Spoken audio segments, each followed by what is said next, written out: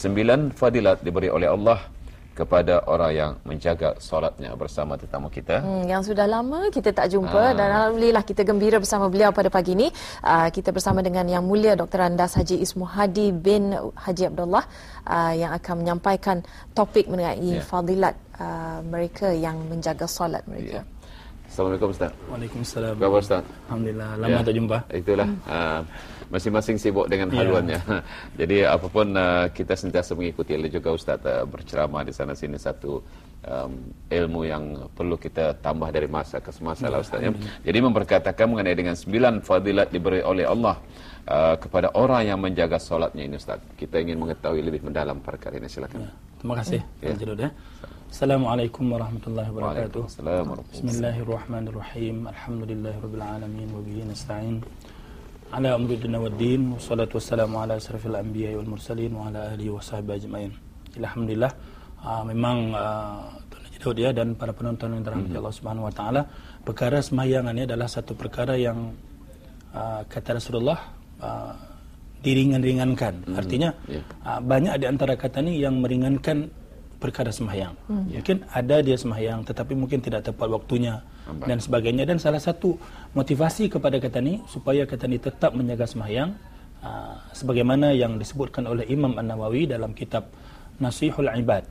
Apa kata Imam An-Nawawi dan dituliskan oleh Imam An-Nawawi dalam kitabnya Nasihat Agama, yaitu 9 kemuliaan yang diberikan oleh Allah Subhanahu wa taala kepada orang yang menjaga solat. Arti menjaga solat itu, tuan-tuan dan puan-puan, udah penonton yang dirahmati Allah Subhanahu wa taala, kata ni menjaga waktu sembahyang, menjaga tata tertib solat. Dan peranan kedua ibu bapa dalam perkara ini sangat-sangat kata ni pentingkan. Karena daripada kanak-kanak dididik daripada kanak-kanak untuk kata ni tidak melalaikan sembahyang. Insya-Allah kalau daripada damit, daripada budak-budak lagi daripada umurnya 5, 6, 7 tahun diberikan oleh Allah Subhanahu wa taala kepada kita ni amanah iaitu anak, maka bila kedua ibu bapa mendidik, insya-Allah mungkin sampai ke dewasa. Maka apa 9 perkara yang menjadi motivasi bagi kita ni? Kalau kita ni dapat ini, mungkin lebih gembira kita ni untuk melaksanakan solat pada tepat waktunya. Ya, kalau misalnya kita ni bekerja setiap bulan, setiap tahun menerima bonus kata ni nyaman hati, apalagi menerima 9 perkara yang diberi oleh Allah. Jadi Amirul Mukminin Utsman bin Affan radhiyallahu anhu berkata, "Man hafidhas salawatil khamsi li waqtiha wa dawama 'alaiha aqramahullahu bi tis'i karamat." Siapa yang menjaga sembahyangnya tepat pada waktunya, maka Allah Subhanahu wa taala akan mengurniakan 9 perkara. Yang pertama sekali, awaluha yuhibbuhullahu wa yakunu badanuhu sahiha. Yang pertama sekali, tuan-tuan dan puan-puan udah penonton yang dirahmati Allah Subhanahu wa taala, Allah memuliakan dengan 9 perkara ini, yaitu dicintai Allah. Kita ni dicintai Allah. Orang yang, coba kita ni bayangkan, orang yang kita cinta tak boleh tersentuh apapun karena kita cinta kepadanya. Kita akan berkorban kepada orang yang kita cintai. Allah mencintai kata ni. Kalau seorang manusia, dia di rumah mungkin murung duduk, babunya bertanya, kenapa kau murungan ikan? Kenapa kau usahannya? Dia beritahunya, rindu kepada orang yang aku cintai. Siapa? Dia tahu. Cali juga. Gila tu kali tu. Orang yang dicintai tapi dia tahu. Kata ni, tak kenal maka tak sayang. Kita kenal dulu, baru kita timbul cinta. Karena bila kenal baru timbul cinta. Kenal kita dengan Allah Subhanahu wa taala, baru cinta kita, dan Allah Subhanahu wa taala cinta kepada kata ni. Bagaimana kita mengenal Allah? Melalui nama, melalui sifat, melalui nama dan sifatnya. Kita kenal bahwa Allah itu maha segala-galanya. Apabila kita ni sudah dicintai oleh Allah Subhanahu wa taala, maka Allah Subhanahu wa taala akan memberikan sesuatu apa yang kita ni mahu. Tetapi bukan sebaliknya. Kalau kita ni jadi kalau kita ni tidak diberi oleh Allah, berarti Allah tak cinta, itu salah. Tak diberi di dunia, mungkin diberi di akhirat. Tak diberi spontan, mungkin step by step, ataupun Allah Taala tahu kalau aku beri yang kamu minta ini, kamu akan jatuh sombong. Kalau aku beri, kau minta kaya, jadi kaya, sombong tiap, maka Allah tak beri. Jadi semua ada hikmah di sebalik itu. Yang kedua, Allah Subhanahu wa taala wa yakunu badanu sahiha. Allah Taala berikan sihat wal afiat. Badan kita ni sihat. Coba kita ni bandingkan tuan-tuan, orang yang menjaga solat, yang menjaga sembahyang 5 kali tepat waktunya, coba kita ni lihat. Kalau ada orang menjaga sembahyang sempurna, dia tidak sihat, dia sakit, itu cobaan daripada Allah Subhanahu wa taala untuk meningkatkan imannya. Tapi kalau kita jaga sembahyang, insya-Allah Allah Subhanahu wa taala memberikan kesihatan. Mungkin kita sembahyang tapi sakit sudah berhenti, mungkin coba cek balik bagaimana sembahyang kita ni, sempurna atau tidak. Sama juga sembahyang kuatnya, karet kuat juga, sembahyang kuat, mengurat kuat juga. Kenapa boleh berlaku seperti itu? Karena sembahyang belum sempurna. Apabila kita nak perbaiki yang lain, perbaiki sembahyang kita ni dulu. Kemudian yang ketiga, dijaga oleh malaikat. Kita ni insya-Allah sentiasa dijaga oleh malaikat. Orang yang dijaga oleh malaikat terpelihara daripada maksiat, terpelihara daripada dusta, terpelihara daripada segala perkara-perkara yang tidak diingini oleh Allah Subhanahu wa taala. Yang keempat, turun berkah pada rumahnya. Allah taala menurunkan wa tanzilul barakatu fi darihi. Diturunkan oleh Allah Subhanahu wa taala berkat pada rumahnya. Orang yang penyembayang, istrinya sembahyang, suami sembahyang, anak sembahyang, amahnya pun sembahyang, semua satu rumah sembahyang. Allah taala turunkan berkat di rumah. Kita nak pergi rumah dia seronok. Baru tengok halamannya pun sudah seronok. Pergi masuk rumah seronok. Bukan seronok dengan keadaan mungkin furniture dan sebagainya, tidak. Tapi memang ada rasa nyaman. Macam tidak panas, walaupun dah baikon, ada terasa kenyamanan. Allah Taala turunkan berkah di rumahnya. Bayangkan kalau kita balikkan orang yang tidak sembahyang, bagaimana keadaan rumahnya? Orang yang penyembahyang, Allah turunkan keberkatan di rumahnya. Kemudian yang selanjutnya, akan nampak pada wajahnya tanda orang yang soleh. Orang yang penyembahyang walaupun hitam tapi manis. Hitam orang sembahyang tapi mukanya lain. Bukan karena bermakeup apa, lain. Kita dudukkan dua orang, satu orang hitam, satu orang hitam juga. Yang hitam ni, orang hitam ni penyembahyang. Yang hitam ni dia sembahyang, beda wajah muka. Bukan karena makeup, beda wajah muka.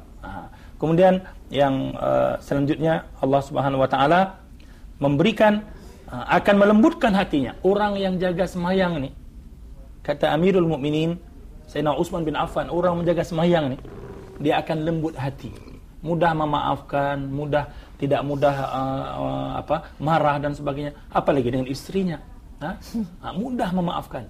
Ini kadang-kadang na'udzubillah min zalik. Bukan saya dengan istri, dengan orang, dengan siapa. Kadang-kadang terbalik, dengan istri keras, dengan orang lembut. Kalau jumpa orang lain, bini-bini lain, senyum dia selalu. Balik ke rumah marah-marah. Bukan begitu. Orang yang menjaga sembahyang, hatinya lembut, pengasihan. Masa bercinta lembut, Ustaz. Bila sudah beranak 2-3, apa lagi? Sudah tu hanya. Telefon. Sekejap saya bercakap tapi masa bercinta tu bergayat di telefon, Ustaz. Ataupun begitu banyak, habis kreditku ni nya. Masa bercinta walaupun 30 beli lagi. Boleh lagi, tambah lagi. Sedia lagi paket tu Coba tak hari ini kita sudah berumah tangga, coba tak. Kalau kan si isteri pun sama, bila kan telefon jangan keras suara. Assalamualaikum bang, abang di mana?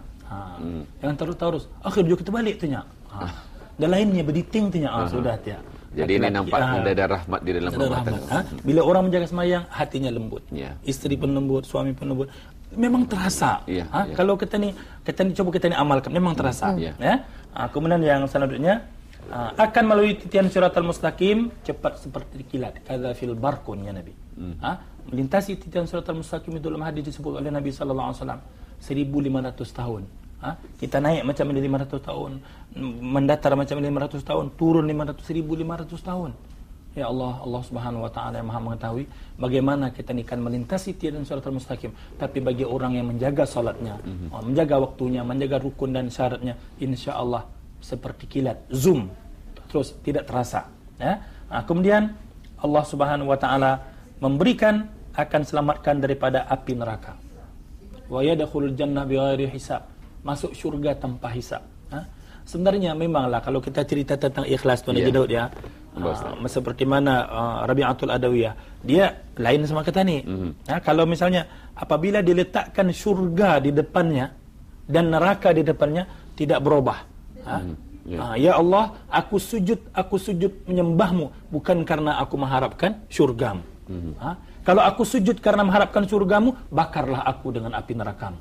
Dan aku meninggalkan segala laranganmu bukan karena aku takut akan meninggalkan perintahmu, melaksanakan perintahmu dan meninggalkan laranganmu, bukan aku takut nerakamu, semata-mata karena aku cinta dan rindu padamu, semata-mata karenamu ya Allah. Tapi sejauh mana, setakat mana kita sebagai manusia yang biasa boleh kita ni seperti mana Rabi'atul Adawiyah. Makanya ada hadis-hadis dan kata-kata sahabat-sahabat Nabi yang menjurus kepada kelebihan ini adalah untuk memberikan motivasi supaya kita ni mengamalkan. Macam orang tanya, Ustaz, aku sembahyang duha ni 2 rakaat, apa fadilatnya? Kalau orang yang betul-betul ikhlas, dia tidak tanya lagi fadilat. Tapi kita ni manusia biasa, orang awam, perlu kepada siapa di antara kita ni yang mau bekerjaan bergaji. Ada kan kata ni kerja sebulan gaji tidak ada. Tidak ada. Allah Taala pun beri gaji, tetapi orang-orang peringkat yang mukhlisin, peringkat muqarrabin, memang dia tidak sujud bukan karena mengharapkan syurga, meninggalkan larangan Allah bukan karena takut neraka, semata-mata karena Allah. Kata ni buatlah macam itu, tapi bukan perkara mudah. Kita kadang tanya, kalau sembahyang ni apa fadilatnya? Karena kata ni iman kita ni peringkat atau makam kata ni masih level umum, orang awam biasa. Kita kan puasa, kena beritahu lagi. Apa fadilat puasa sunat aninya? Apa? Namanya kita manusia biasa. Ingin tahu. Jadi bila ada kelebihan itu, merangsang kata ni kan? Ni sama macam kalau orang ahli sukan dan sebagainya yang cemerlang dapat insentifnya sekali. Kata ni macam itulah barangkali Ustaz, kekhusyuan kata ni Allah akan beri insentif kata ni tu. Tapi sebelum-belumnya jangan tadi tanya apa insentifnya. Atau peringkat yang tinggi sudah tu. Sepertinya Ustaz tadi tu Rabi'atul Adawiyah, sujud bukan kerana syurga Allah, tetapi kerana cintakan Allah tu. Keikhlasan itu begitu besar hingga tidak mengira apa ganjaran di sebaliknya. Jadi dalam kita menjalani kehidupan dan bagi mereka yang menjalankan tugas, ada kalanya terlalu sibuk sehingga apabila sedar-sedar waktu Zuhur tinggal 10 minit 15 minit dan ketika sudah masuk rakaat kedua, sudah azan waktu asar pula. Macam mana kedudukan seumpama ini Ustaz? Inilah kerja itu wajib, tapi sembahyang itu wajib. Bila berjumpa wajib dengan wajib, kita tengok dulu. Wajib sembahyang ini tidak dapat dilalaikan. Dan alhamdulillah negara kata ni Melayu Islam beraja. Kita dengar di sana sini titah Kebaduli, yang jangankan sembahyang wajib, titah menyuruh kata ni baca Quran sebelum karaja, ada masa suruh sembahyang duha. Artinya terpulang pada individu masing-masing. Bila sibuk macam mana pun karaja, tinggalkan dahulu, laksanakan perintah Allah Subhanahu Wa Taala. Jadi dengan kita ni laksanakan perintah Allah Subhanahu Wa Taala tepat pada waktunya. Kalau sekali-sekala tu lainlah. Siapa yang perfect sangat, kan seumur hidup anda pernah lambat sembahyang, dah. Tapi jangan jadikan habit atau kebiasaan. Kita sebenarnya diberikan kemudahan Ustaz ya. Islam itu fleksibel. Kalau misal katanya dalam perjalanan katanya diberi sembahyang itu ada caranya, katanya jamak dan sebagainya. Jadi memang sebenarnya ada peluang-peluang katanya tu. Allah Taala tidak memberatkan umat. Jadi artinya terpulang pada kata ni. Di mana ada kemauan, di situ ada jalan. Dalam satu perkara Ustaz, ketani sembahyang selalu mungkin adakah ketani kurang khusyuk atau ketani diganggu oleh syaitan. Kadang-kadang lupa pada rakaat yang keberapanya. Macam mana lalai sembahyang lagi semula. Kalau orang Bahuri sembahyang lagi semula. Kadang-kadang mengangkat niatnya tu 2-3 kali. Jadi macam mana ada barangkali formula untuk ketani khusyuk dalam mengerjakan sembahyang. Jadi yang pertama sekali bila macam tadi kan lalai ada tiga perkara. Lalai daripada waktu yang sebenar, kemudian lalai daripada bilangan rakaat. Bila dia itu memang syaitan lah. Bila dia takbir, berapa ni 3 ke 4. Kalau kita ni Bahuri pun jangan rusakkan sembahyang. Kalau misalnya 3 ke 4, ambil yang 3. Ambil yang 3, walaupun itu yang 3 rupanya 4, tapi kita yakin bahawa itu 3, bangun lagi sekali, tambah lagi 1, 4. Lepas tu sebelum kita ni salam kita sujud sahwi. Fil alamina innaka hamidum majid, kita sujud subhana man la yanamu wa la yashu, kemudian duduk rabbighfir warham wa anta khairur rahimin, sujud lagi subhana man la yanamu wa la yashu. Dalam sujud itu kita bila kan kita niat saja aku sujud sahwi karena lupa bilangan rakaat. Duduk lagi rabbighfir warham wa anta khairur rahimin, kita salam. Jadi jangan kita rosakkan sembahyang. Jadi perkara ini memang berlaku karena mungkin kurang konsentrit. Jadi supaya formulanya yang pertama, jangan sembahyang ketika masa suntuk. Sembahyanglah ketika yang kita ni beri untuk sembahyang tu khusus, Pak. Masa yang khusus. Yang berperabot. Biar jangka waktunya adalah jangka waktu yang selesa untuk kita menjalankan. Misalnya kita ni balik daripada pejabat, ambil anak sekolah. Ambil anak sekolah, lepas tu sampai ke rumah sudah pukul 1. Sedangkan masuk kerja 1:30. Tinggal jauh. Kalau kita sembahyang di rumah memang sampai 3 minit pun dah sampai. Baik kita ni siapkan wuduk dulu, kita sembahyang di pejabat untuk relax. Biar masa ini dah terburu-buru. Dah tergopoh kapah. Jadi masa tergopoh kapah itu pun dalam hadis disebutkanlah masa syaitan. Syaitan suka membuat orang tergopoh kapah. Macam itu. Kemudian dari segi kita ni mengetahui maknanya, kita ni belajar makna, macam kita baca alhamdulillahirabbil alamin, segala puji bagi Allah, Tuhan seluruh sekalian alam. Jadi terus kita baca di mulut, hati terus bergerak. Kita belajar pelan-pelan. Kadang-kadang bila kita tanya apa makna Maliki Yaumiddin, orang dah tahu. Padahal anda perlu kita ni kan belajar bahasa Arab susah juga, lambat lagi kan. Baca buku yang ada terjemahan, kita hafal itu pelan-pelan. Inna solati, apa maksudnya, wa nusuki wa mahyaya wa mamati lillahi rabbil alamin. Di mulut kita cakap, di dalam hati ditasdikkan oleh hati. Jadi tidak ada peluang kata ni untuk masuk yang lain-lain. Tapi perkara ini tidak mudah berangsur-angsur. Dalam keadaan mereka yang tidak khusyuk dan akhirnya menjadi was-was dan saya masih ingat ada nasihat yang berhormat Pin Mufti mengatakan ini bukan mereka yang bermain dengan syaitan yang bermain dengan mereka yang bermain dengan syaitan. Jadi perlu dielakkan. Mungkin dapat diingatkan zikir-zikir tertentu bagi mengelakkan rasa was-was ini. Jadi sebelum kita nak sembahyang, masa kita berkaut kita ni sudah berniat kan. Lepas tu masa kita sebelum sembahyang kita ni baca ta'awuz atau qul a'udzu birabbin nas. Kita baca tu, kita beristighfar, kita berdiri dengan betul dan kita elakkanlah kalau kita ni sembahyang di rumah macam perempuan, elakkan di depan kita ni tu ada gambar-gambar yang tertentu supaya mata kita ni tidak melihat kepada perkara yang tu. Karena bila lihat mata ikut ke hati. Jadi makanya disunatkan kita ni bila kita sembahyang mata arah sujud. Jangan lihat ke sana kemari supaya memberikan kita ni ketentraman, tidak terfikir kepada yang lain. Tapi satu perkara Ustaz, kadang-kadang kata ni imam ni membaca ayat-ayat yang panjang, kata ni baca Fatihah habis lepas tu yang baca ayat begitu panjang mungkin. Jadi untuk menunggu dan surah yang asing, jadi makmum kurang dapat menghayati, jadi akhirnya fikiran pikiran melayang-layang. Kalau sembahyang berjamaah, insya-Allah kita ni bila pikiran kita balik lagi semula. Makanya fadilat sembahyang berjamaah itu banyak. Sebab macam orang yang menjual durian. Menjual durian sebiji dengan satu bakul lain.